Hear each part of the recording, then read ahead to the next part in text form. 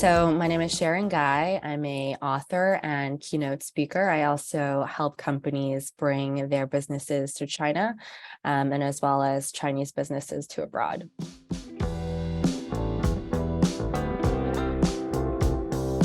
The reason or the way that this talk came about is because of my years of going back to China. So my background is I was originally born there, I grew up in Canada, the US, and then I went back to China when I started working for Alibaba.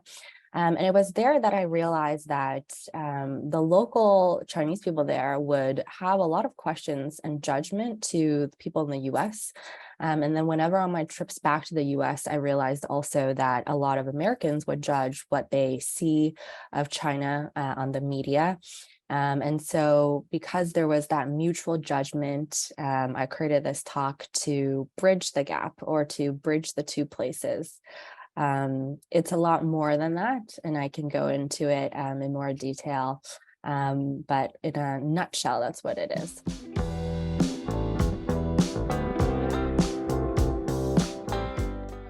Yeah, I would say a lot of global companies or any companies that's crafting go-to-market strategies or globalizing their business, or even just expanding into another city within the same country. Anytime that you're met with a new culture, this concept will be relevant because this thing that's called culture is not just a factor for ethnic groups or races or countries.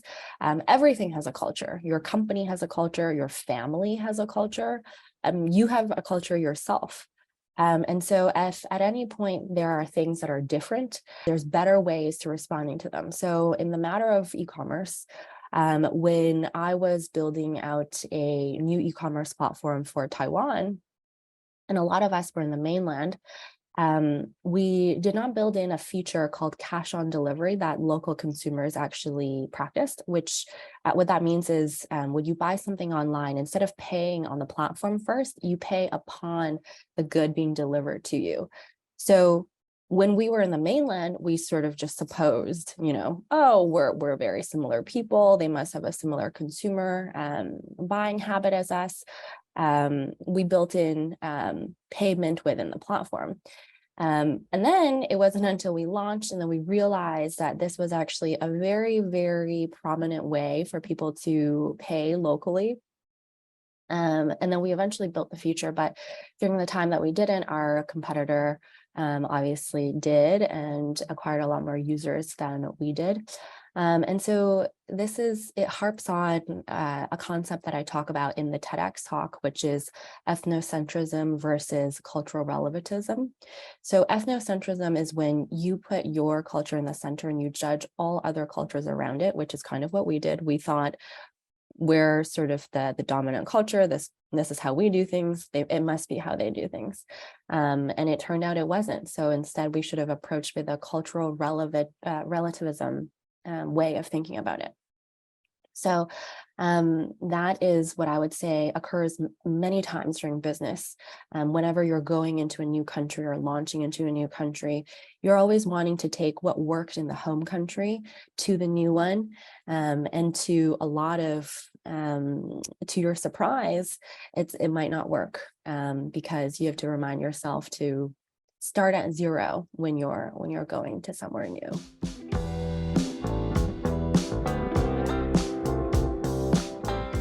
When I wrote my book last year called Ecommerce Reimagined, I wrote it because of two firewalls that I noticed. The first firewall is a actual firewall of sorts. So people in China cannot access the likes of Google, Facebook, Twitter, Pinterest, LinkedIn, the list goes on. So it's very hard for them to submit any sort of information onto these platforms that most of the West would use. And then the second firewall is more of an invisible firewall where a lot of things or content in China is stuck in Chinese because the domestic market is just so big that there's not much need for them to expand outside. And so I wrote the book to build a bridge between these two places, to allow the West to learn more about what's happening in China and the East, and for a lot of Chinese companies and brands to tell their stories organically, because of the interviews that I did, that I put in the book to share to the West. And so with regards to e-commerce, I think what the West is learning about is this concept called the super app. And I talk about this in the book as well, where a lot of apps that's created in China is very multidisciplinary. So if we take shopping as an example, Taobao is the Amazon of China. Taobao will try to be a shopping app, but in addition, it will also want to be an entertainment app. There's little games that you play, kind of like a Tamagotchi pet of sorts, where you kind of raise a little animal, and this mechanism allows users to come into the app day in and day out, to feed and grow this little character. That's really removed or irrelevant to shopping, but because there's this sticky mechanism, it enables this user to come in again and again. And for the end user to look at it, in addition to using this app to shop, you can also spend time and have fun with this app. There's also short videos that's embedded in the app, live streaming, all of those things make this shopping world a lot more multidisciplinary. I think that's what the West is trying to learn.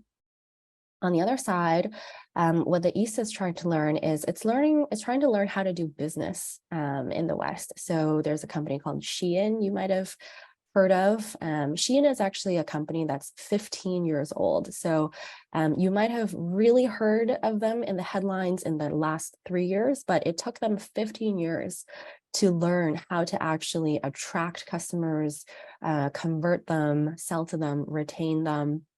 The latest new shopping app that's sort of taken America by storm is called Temu, T-E-M-U. It's created by a mother company called Pinduoduo, which is also a very big e-commerce giant. It's trying to experiment with a lot of the free shipping thresholds, conducting a lot of experiments to learn about the Western consumer. And part of that is because they are not in the Facebook, Amazon, Google world. And so that's the world that they are trying to learn.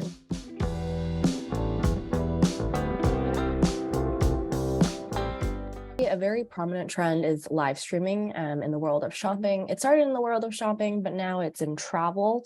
It's in physical retail. It's in anytime it's in factories as well. It's also spread to farms. So a lot of farmers in China will open up a camera and start live streaming their orchard or their dairy farm and be a lot closer to their consumer.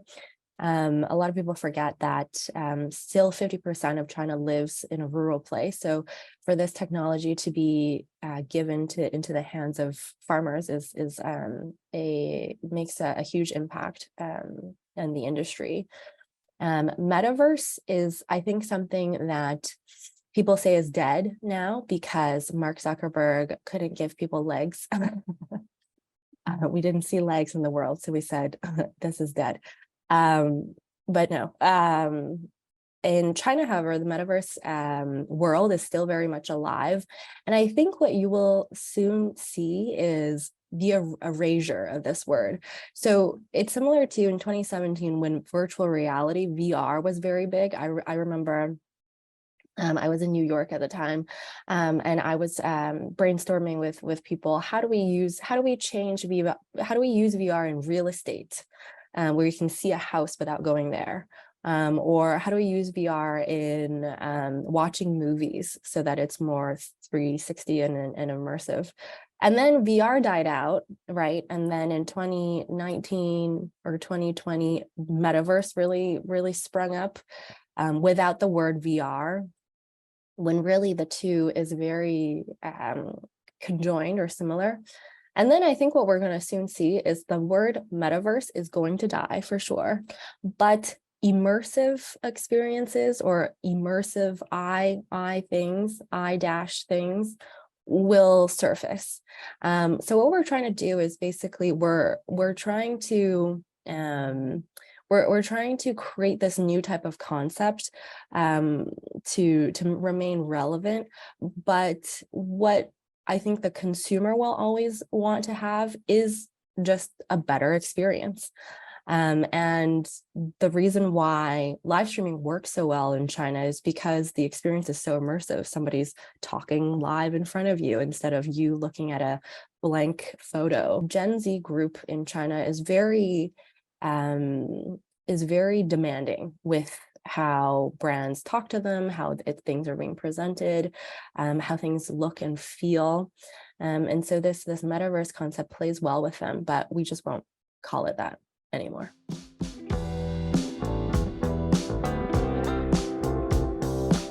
I wrote a newsletter about how AI is changing e-commerce, and I started off that article with a book called Quality Land that I encourage everyone to read. It's a fantastic book about AI and into the future. What the book is about is there's a company called The Shop in the book. It's basically the equivalent of Amazon. And what the shop does is it will send you goods to your home. Parcels will be dropped to your doorstep without you ever needing to browse the shop or order anything or press any type of buy button. And the reason for that is because the shop's algorithm are so accurate that they're able to tell you what you need before you even think you need it. And the premise of the book is the first scene is when the protagonist receives a pink dolphin-shaped vibrator. And he starts off by calling into customer service of the shop and saying, "What is wrong with your algorithm? I'm not even your consumer profile. How did this end up in my house?" And that's the story of what went wrong with the algorithm, with the system, with the process, because AI isn't perfect, right? A lot of us are saying there's a lot of things wrong with AI, and there is. And so I think, so that concept in a nutshell, although the book sets that far off into the future, I think it'll be decades before that type of phenomenon is actually happening. But the element of personalization is indeed happening in China, and it's very deeply embedded into the shopping apps there. So I've used Amazon before, or I use Amazon now. And then I've used Taobao, Tmall before, and the level of personalization between the two apps is very different. So Tmall will change itself depending on the day of time that you open it, or depending on the location that you open it. Storefronts will change based on who is opening it. So the level of personalization from a Chinese shopping app perspective is very big. And I think that's something that a lot of Western companies will want to observe and look at.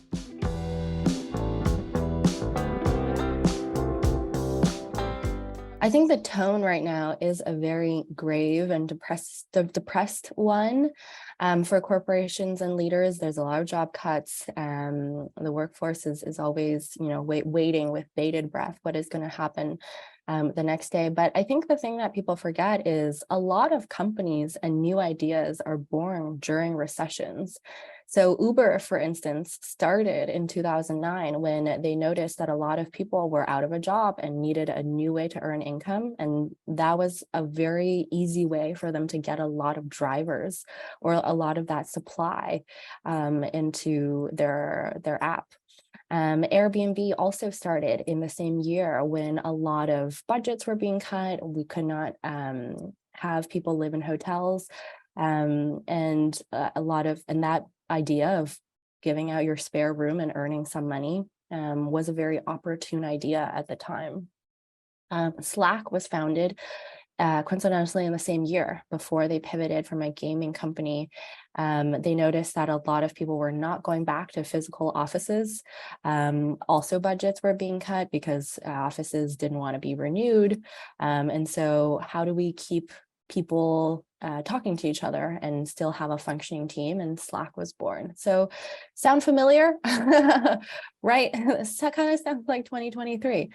The advice that I would give is, and how it relates to culture fluid is, I think a lot of leaders right now are looking at the large landscape and being reactive to it, right? They're waiting with bated breath to see what is going to happen next. But instead, maybe they can consider taking a bit a more proactive approach. So culture fluid is about seeing something dissonant or something that you don't like or something that is out of the normal for you, and you having to ask yourself, how can I respond better to this change? Or how can I tune my resources or mental capability to adapt to this change?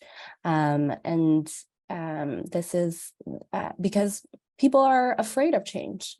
Change is very scary.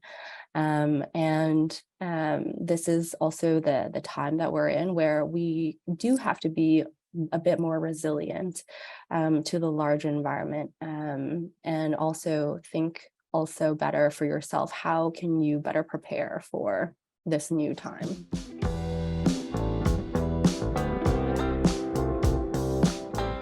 I think a big part of that is telling more about this culture fluid story. I hope it helps other people who's going through a similar time of change, whether that's a change of cultures, countries, also for companies that's going through a period of this type of change also, where they have to think about what other things that I can do during this time to improve my business or to survive.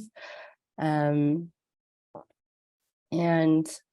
London Speaker Bureau is definitely an outlet or facet that I work with to reach the people that I want to reach to do this.